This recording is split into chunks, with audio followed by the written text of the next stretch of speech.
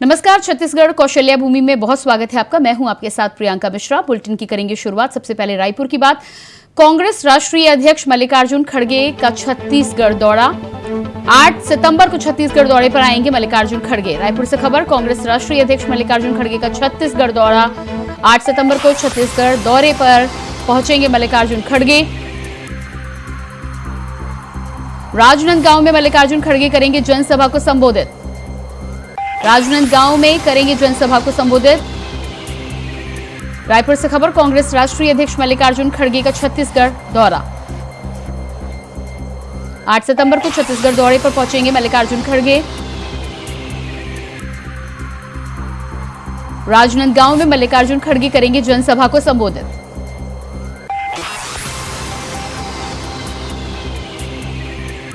छत्तीसगढ़ रायपुर से बड़ी खबर आपको बता रहे, कांग्रेस राष्ट्रीय अध्यक्ष मल्लिकार्जुन खड़गे छत्तीसगढ़ दौरे पर रहेंगे।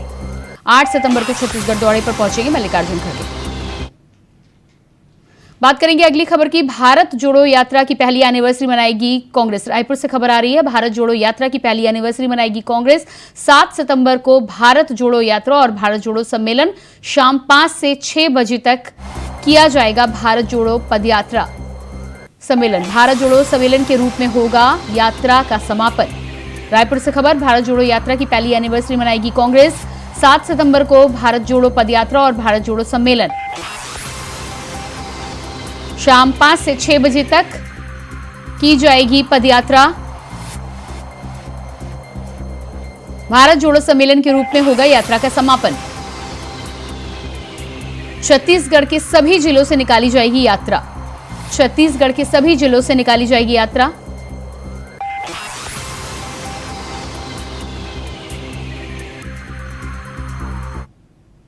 और अब बात करते हैं अगली खबर की। अगली खबर भी रायपुर से है। प्राइवेट स्कूल एसोसिएशन का विरोध प्रदर्शन। शिक्षक दिवस के दिन स्कूल बंद कर किया प्रदर्शन।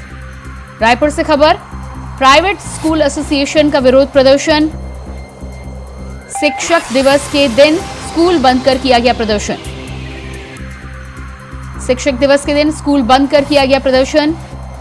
शिक्षक दिवस नहीं मनाने का लिया गया निर्णय। शिक्षक दिवस नहीं मनाने का लिया गया निर्णय। आरटीई राशि सहित कई सूत्री मांगों को लेकर हो रहा है विरोध। आरटीई राशि सहित कई सूत्री मांगों को लेकर किया जा रहा है विरोध। ऐसे में आज शिक्षक दिवस के दिन स्कूल को बंद कर रायपुर में किया गया प्रदर्शन। प्राइवेट स्कूल एसोसिएशन के द्वारा विरोध प्रदर्शन।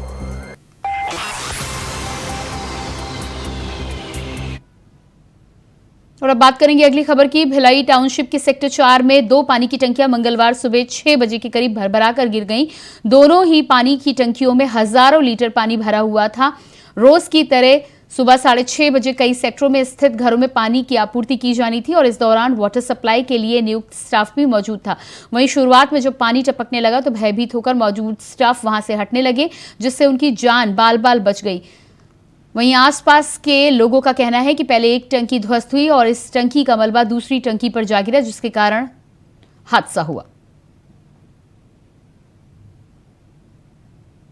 तो ये तस्वीरें आप देख पा रहे हैं, भिलाई की ये तस्वीरें बताई जा रही हैं कि पानी की दोनों टंकियां भड़बड़ा के गिर गई। पहली टंकी के ध्वस्त होने के बाद उसका मलबा जब दूसरी टंकी पे गिरा तो वो टंकी भी धराशायी हो गई। लोगों का यहाँ पर साफ तौर पर कहना है कि ये टंकियां 55 साल पुरानी है। लंबे समय से इन टंकियों को लेकर कोई मेंटेनेंस कार्य नहीं किया गया था और यही वजह है कि अचानक इस तरह का हादसा हुआ है। राहत की बात यह है कि इस हादसे में किसी के हताहत होने की खबर नहीं आई है। कोरबा में नेता प्रतिपक्ष नारायण चंदेल ने प्रेस कॉन्फ्रेंस की है, जिसमें उन्होंने कहा है कि इनकम टैक्स और एनफोर्सेस डिपार्टमेंट के काम करने का अंदाज बिल्कुल अलग है और उनकी पूरी छानबीन के साथ अधिकारी कार्रवाई करते हैं। छत्तीसगढ़ में जो कुछ भी गतिविधियां चल रही हैं वो प्रक्रियाओं का हिस्सा है। साथ ही उन्होंने ये भी बताया कि बीजेपी प्रत्याशियों की एक और सूची बहुत जल्द आने वाली है। इस दौरान बीजेपी अध्यक्ष डॉक्टर संजीव सिंह, बीजेपी प्रत्याशी और पूर्व संसदीय सचिव लखन लाल देवांगन के अलावा कई पदाधिकारी इस मौके पर मौजूद रहे।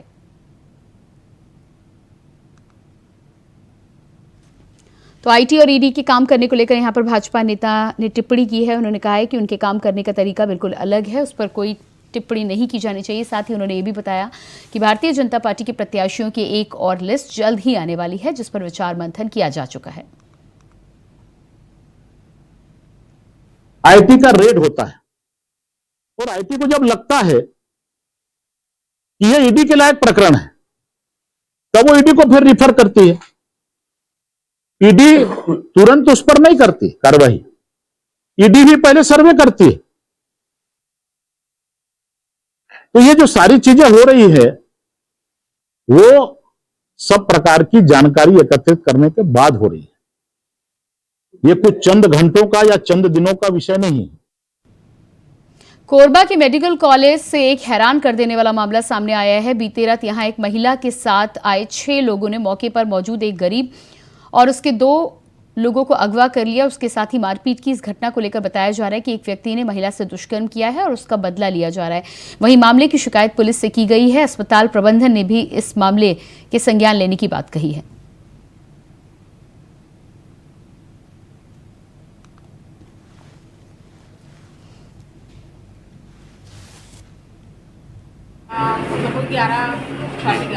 का हो जिसे कोई लड़का मन ना बफर इनके लोग खा के लगी से त मोर जान कि मरी जात होई देर वाला लेगा लड़का मन तो काय बहुत ही चिंता होई तो मरीजोल लगे रे।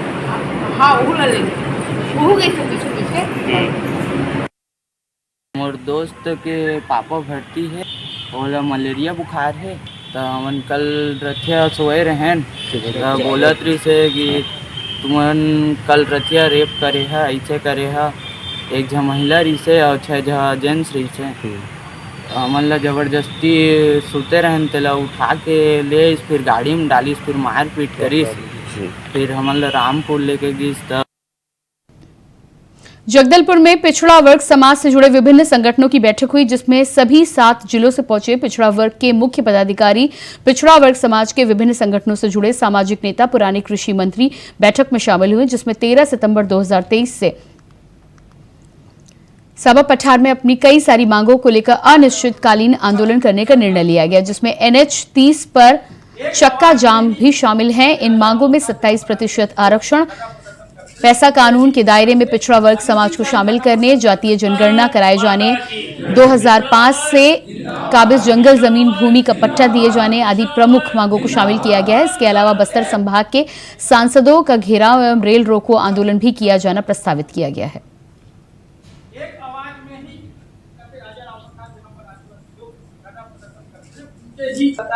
आज पिछड़ा वर्ग समाज का बस्तर संभागीय 7 जिला के समाज के द्वारा बस्तर जिला में आज मंडी प्रांगण में बैठक किया गया है कि जो भी पिछड़ा वर्ग समाज में कई संगठन है, ओबीसी महासभा, पिछड़ा वर्ग कल्याण संघ और सर्व पिछड़ा वर्ग समाज, सब तीनों पूरा 7 जिला से आके आज यहाँ पर एक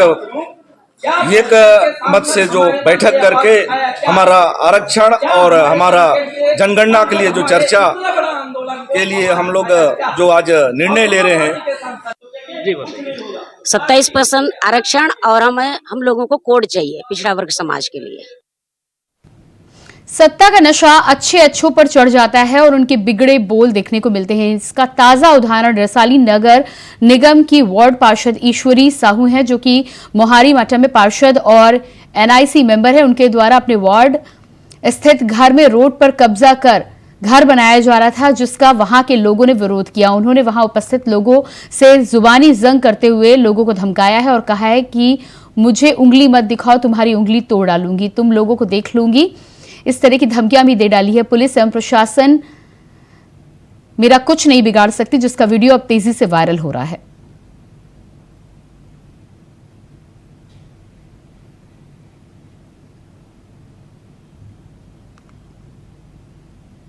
और अब बात करेंगे बस्तर की। बस्तर जिले के 3 विधानसभा के पंचायतों से सैकड़ों ग्रामीण जिला कार्यालय पहुंचे हैं और SDM को ज्ञापन सौंपा है। ग्रामीणों का कहना है कि राज्य सरकार के द्वारा 8 अगस्त 2022 में जिले में पैसा नियमावली बजट में प्रकाशित किया गया था, कानून लागू किया गया, मगर जमीनी स्तर पर इस कानून का पालन नहीं किया जा रहा है, जिसके कारण लोगों में वर्ग संघर्ष, मतांतरण और धर्मांतरण हो रहे हैं। ग्रामीण क्षेत्रों में आए दिन वर्ग संघर्ष की स्थिति देखने को मिलती है।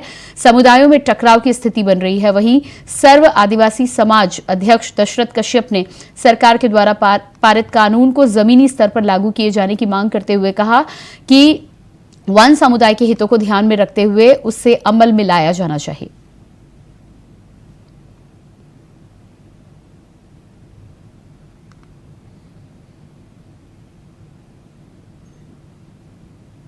छत्तीसगढ़ राज्य में फर्जी जाति प्रमाण पत्र बनाकर शासकीय अफसर, कर्मचारी और राजनीतिक से जुड़े 267 लोगों पर कार्रवाई को लेकर लोगों ने कमिश्नर के जरिए राज्यपाल और मुख्यमंत्री को कार्रवाई के लिए ज्ञापन सौंपा है, जिसमें जल्द ही निस्तारण आपराधिक मामला जेल भेजने राज्य सरकार से मांग की गई है। बता दें कि फर्जी जाति प्रमाण पत्र अधिशासी कर्मचारी, जिसमें डिप्टी कलेक्टर से लेकर डीएसपी रैंक के अधिकारी भी शामिल हैं, जिनके गांव के लिए रायपुर में इसके विशेष प्रदर्शन किया गया।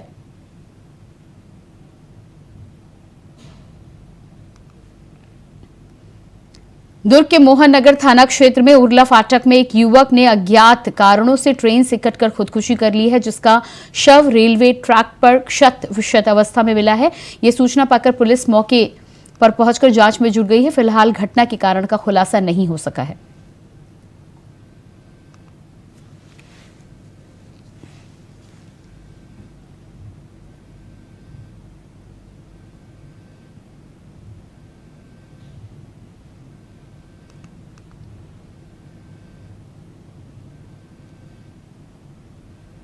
केंद्रीय गृह मंत्री अमित शाह ने शनिवार को छत्तीसगढ़ में भूपेश बघेल सरकार के खिलाफ 69 आरोपों का एक ब्लैक पेपर जारी किया। चेतावनी दी है कि अगर उन्हें सरकार में वोट दिया गया तो भाजपा भ्रष्टाचारियों को सीधा करने के लिए उन्हें उल्टा लटका देगी। देखिए एक रिपोर्ट।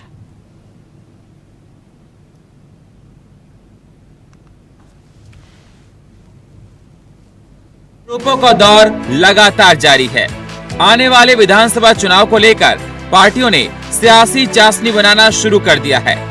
छत्तीसगढ़ में विधानसभा चुनाव को लेकर कांग्रेस और भाजपा में तीखे हमले तेज हो गए हैं।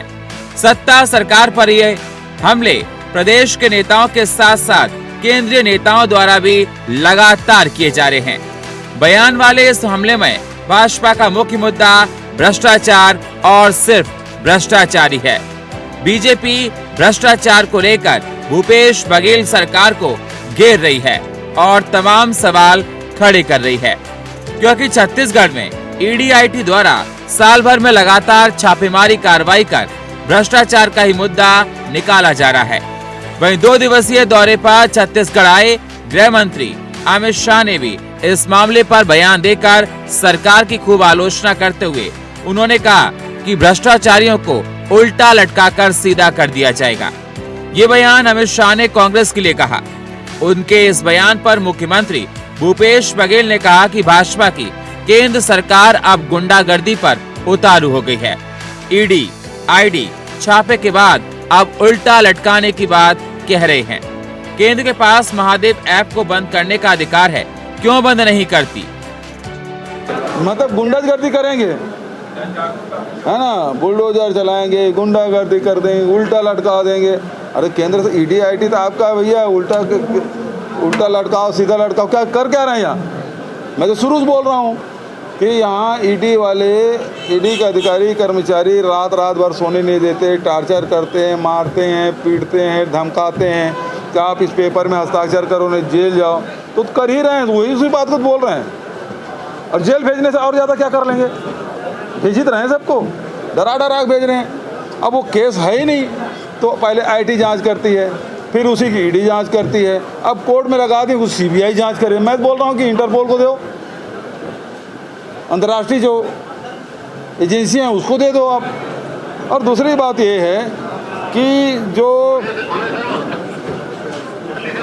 जो सट्टा वाले हैं, महादेव ऐप, यहाँ हमने कार्रवाई की, देश में और कहीं कार्रवाई नहीं हो रही, छत्तीसगढ़ में कार्रवाई हुई है।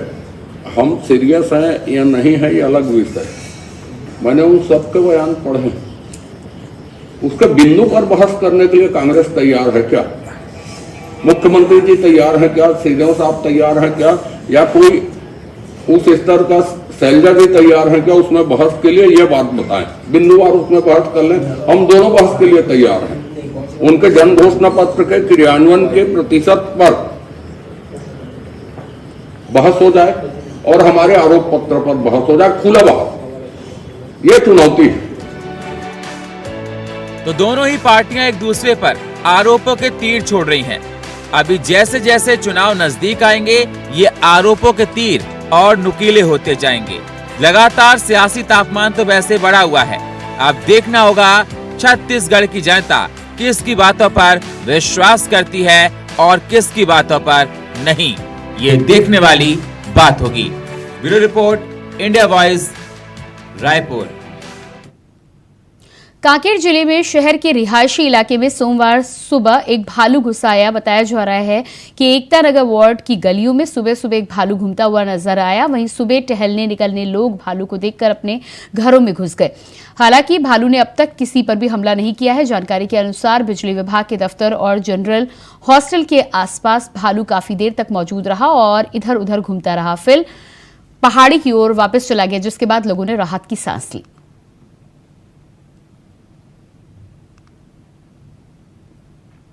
मनेन्द्रगढ़ के सरस्वती विकास हायर सेकेंडरी स्कूल में शिक्षक दिवस समारोह का आयोजन किया गया। इस मौके पर समिति के पदाधिकारियों के द्वारा शिक्षकों को सम्मानित किया गया।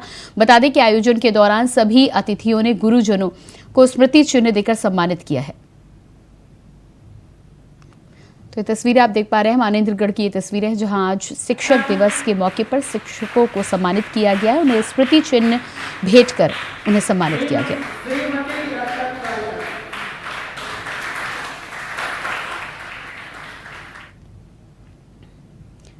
छत्तीसगढ़ के मुख्यमंत्री भूपेश बघेल ने प्रधानमंत्री नरेंद्र मोदी को पत्र लिखा है, जिसमें उन्होंने राज्य में प्रधानमंत्री आवास योजना की स्थायी प्रतीक्षा सूची में शामिल 6,99,439 परिवारों के साथ आवास प्लस के 8,19,999 परिवारों के आवास को स्वीकृत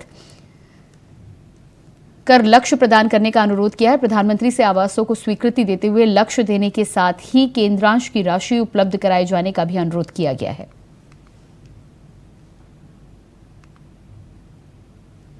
तो ये तस्वीरें आप देख पा रहे हैं, छत्तीसगढ़ के मुख्यमंत्री भूपेश बघेल ने यह पत्र प्रधानमंत्री को लिखा है, जिसमें प्रधानमंत्री आवास योजना के तहत लाखों की संख्या में लोगों को मिलने वाले आवास को लेकर यहां पर गुजारिश की गई है। साफ तौर पर लिखा गया है कि उन्हें प्रधानमंत्री आवास के तहत मिलने वाले आवासों को पूरी तरह से पूर्ण कराने के लिए, निर्माण कार्य पूर्ण कराने के लिए और अधिक राशि की आवश्यकता है, जिससे उपलब्ध कराई जाए ताकि वो छत्तीसगढ़ में लोगों को प्रधानमंत्री आवास उपलब्ध कराने के लक्ष्य को सफलतापूर्वक हासिल कर सके।